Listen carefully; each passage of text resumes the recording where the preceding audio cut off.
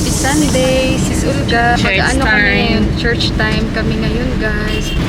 So, iba ang aming dinadaanan, ano? Kumusta ka, Sis Olga? Ma-beauty. Ma-beauty pa rin. Talaga.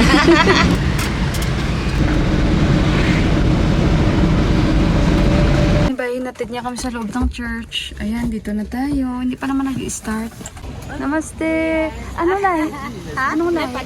Oh. So, ayan guys, may candle din sila, nagbibenta din sila ng kandila. Ayan, nakasulat pala. According to the color of candle. Not color, but this one it's given here, no? Yeah. So whatever you like. What Okay. for Ayan, katulad to birthday. Ayan, have mercy on me. Sickness, pardon me, Lord. Transform me. Oh, transform me. so for first the you have to day. read after all, Cure yeah. my illness. So, magkano nakuha mo yun?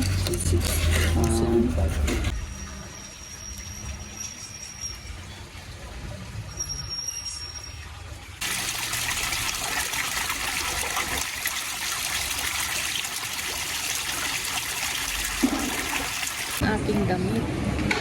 Saan yun? Nandito sa loob.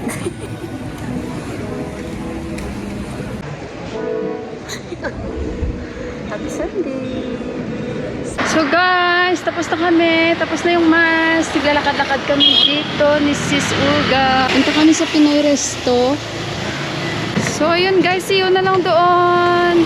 Guys, dito kami guys, banding with Sis Fiona. Isang Pilipina din dito. Narinig ko na to si Sis Fiona ilang beses na.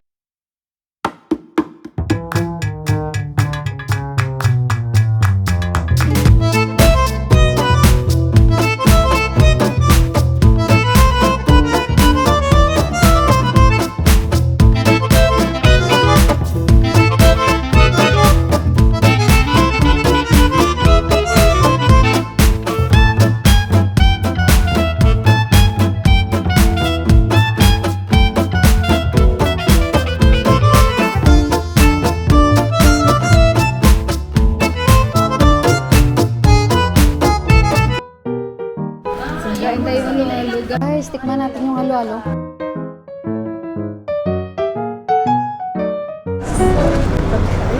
Tawid tayo. Sandali.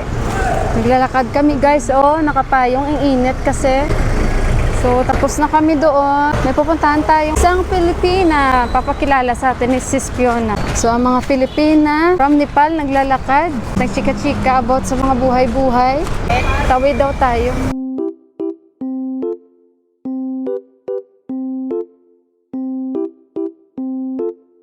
Pasok tayo dito. At least may makilala tayong Pilipina. Yung bahay niya dito din banda? Doon pa po, malayo. Ay, Kaya tayo dumaan sa lagi. si Sis Fiona na talaga ang leader namin. Yung pare kanina natutuwa kami kasi sabi niya, kasi nagpa-bless kami sa kanya. Sabi niya, taga saan ba kayo? Sabi namin sa Philippines. Sabi niya, alam niyo bang suot ko na ito kung saan galing? Sabi niya, doon din galing sa Pilipinas. Tapos binless niya kami. Dito tayo guys, hinahanap pa namin yung shop nung babayan natin. Yung naglilinis sa daan, yung mga damit nila. Sakay na tayo sa walis nila.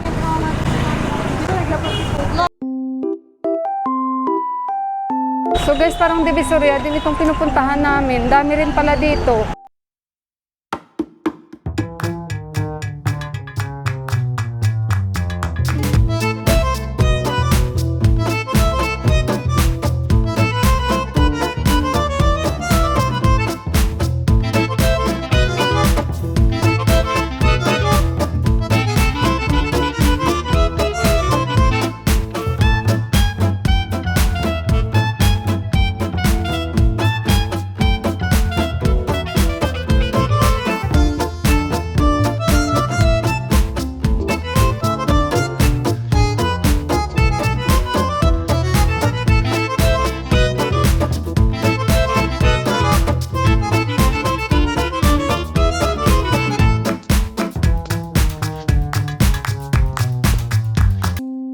So, yan yung mga binibenta niya. Inom sila ng kape. Bili na kayo dito. Bili-bili na kayo. Newly open. Yan. And with free coffee. Yan. For my friends lang daw. Exclusive. Exclusive pala, no? Exclusive ang pagpunta na. Huwag na ako. Ayaw. Tea. Tea? O sige, tea na lang.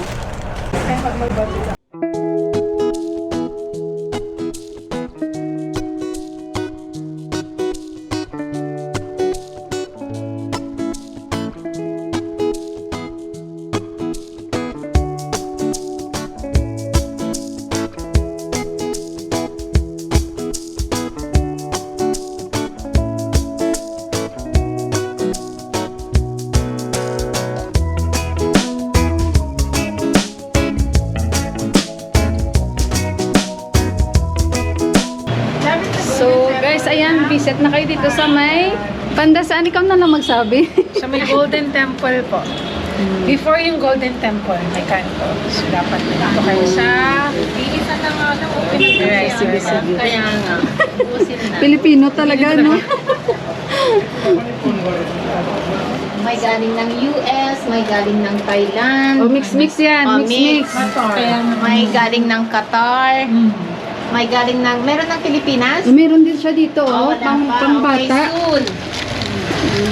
Oh, IKEA item. IKEA. IKEA yan. Nalala ko kasi bumili ako before sa IKEA. Iba't ibang kulay niya yung bago ata. Ito Oo, naman yan ano. ang ano nila ngayon. Ito. Yan. Kasi nung si Yuan, maliit ba? Din siya. Oh, bath and body pala ito, oh. Oo. Yan. Bath and Original body. yan, ah. Guys, Oh, 500. Mapaswerte. Mapaswerte. Ibili na si Sis Ito ang Olga. tinignan ko kanina. Ito yung...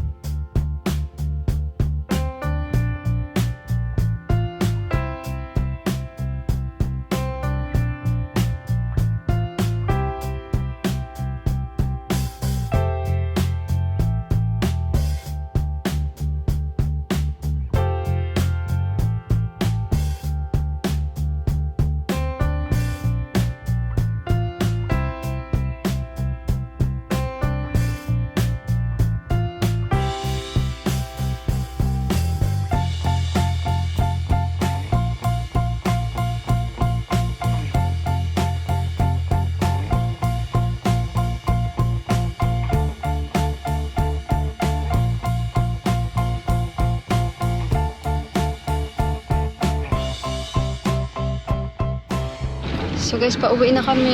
May lahi palang Pinoy. Itong nagmamaneho, gusto niya yung tuyo natin. Sa Saudi naman siya galing. Ngayon sabi niya, wait daw sa main road. Tatawagan niya yung kaibigan niyang Pilipino.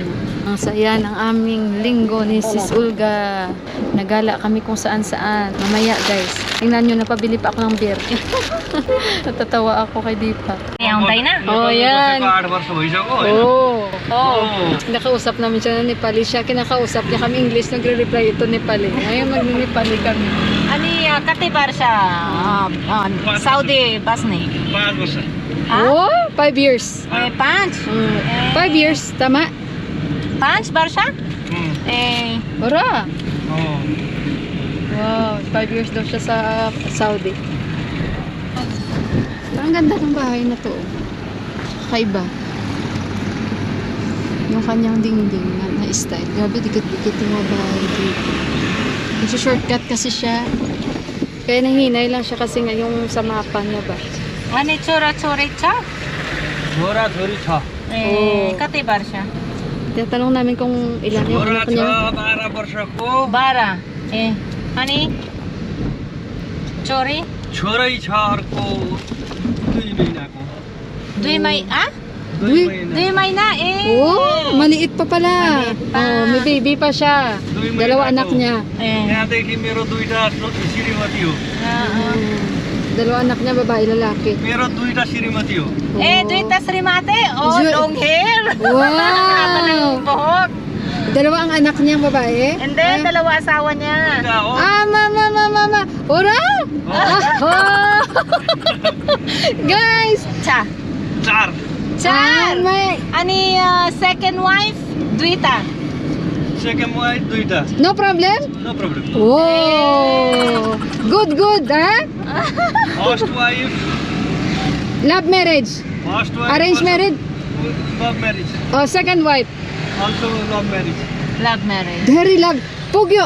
Duita pugyo na? Puga ba? Aili takyo. Ramro. House separate. No, separate. Yeah. First wife, second wife, good? No fighting? No fighting. How fighting? Oh, legal. All legal. Oh. No fighting. Good, very good. Kaya okay lang yung ganun, di ba? As long as responsible siya and no problem. Kasi meron yung nagdadalawang asawa and very siya very irresponsible. Tapos ayun, problem. All Fighting no help. oh, yeah.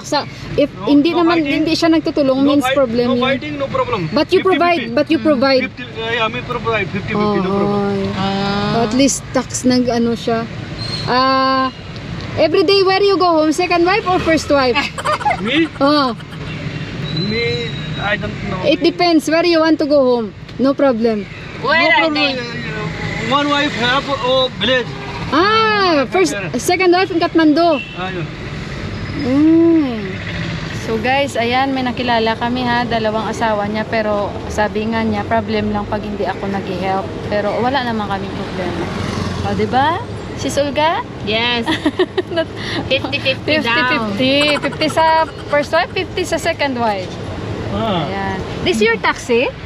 Yeah. Traffic. Uwi na tayo. Guys, nandito na ako sa bahay. Kita niyo ba ako? Ayan. So, tingnan guys, ang pasalubong ko kay Tita. Sabi niya, bilhan ko daw doon siya. O, ayan. Dalawang beer. Bumili ako ng cheese. Bumaba ako doon. Kasi nga gagawa ako ng tinapay. Yung bag na binili ko. So, ang sarap ng pagkain namin kanina. Ang sarap pag may mga kasama kang Pinay na kumakain, guys. Guys, nagbihis ako, naghilamos kasi ang init. Papakita ko sa inyo yung binili ko.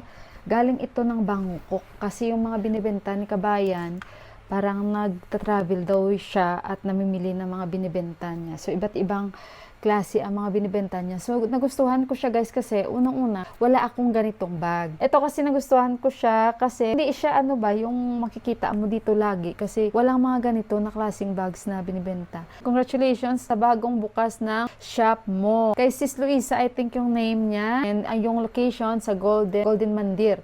At saka si Sis Fiona, maraming salamat. Hindi ko alam kung nanonood dyan sila or alam nila na nagbablog ko. Pero alam ni Sis Fiona na nagbablog po ako. Sis Fiona guys, isa po siyang Filipina na parang very active siya sa mga community dito or community nila mga Pinay dito. And actually matagal na ako rin ini-invite ni Sis Fiona na syempre bilang isang Filipina nag-invite din siya na pwede kang mag-join sa mga ganyan-ganyan. So alam niyo yun, minsan yung time talaga complicated. Tapos minsan yung time kasi hindi naayon doon according sa alam niyo na. So kaya ayun, nahiya din naman ako na hindi makakapunta minsan pag naimbita ba.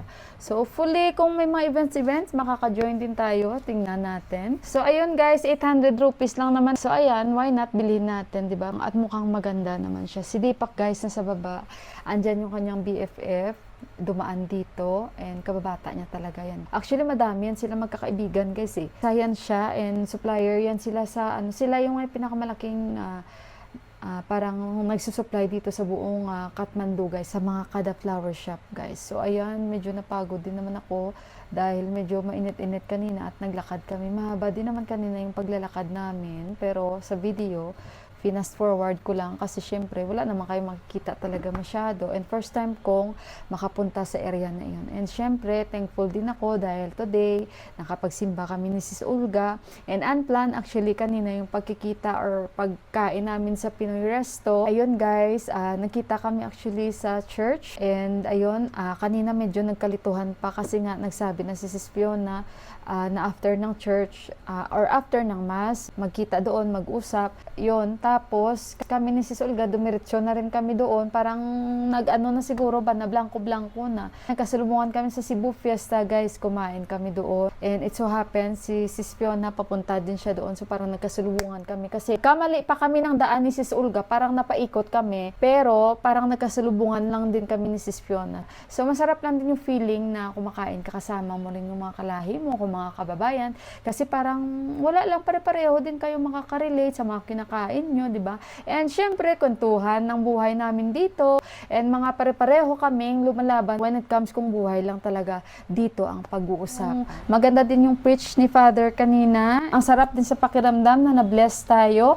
And proud to be a Filipino dahil syempre, ang proud ni Father kanina na sabihin sa amin na yung suot niya, sabi niya, you see this, pero hindi ko talaga alam, guys, kung ano ba ang pangalan ng sinusuot ng mga pare, yung puti. Kaya napatanong siya muna sa amin kung taga saan ba kami kasi siguro, hindi niya naman siguro kami natatandaan na pag nagsisimba kami lahat maaano niya, di ba? Mga mukha. Although maraming Filipina talaga na nagsisimba dyan every Sunday sa church, guys. Masarap din naman talaga magsimba dyan, lalong-lalo pag Sunday. English Mass talaga, 9 a.m. in the morning. And yung na-met namin ni Sis Olga na taga music ministry siya, sinabi niya sa akin na dito sa Gudawari, merong isang church. Actually, total 5 churches po meron dito sa Mandu. Pero, sabi niya sa akin, kasi nga sabi ko, wala, meron din pala sa Gudawari na area kasi medyo malapit lang dito banda sa amin, kung hindi ako nagkakamali.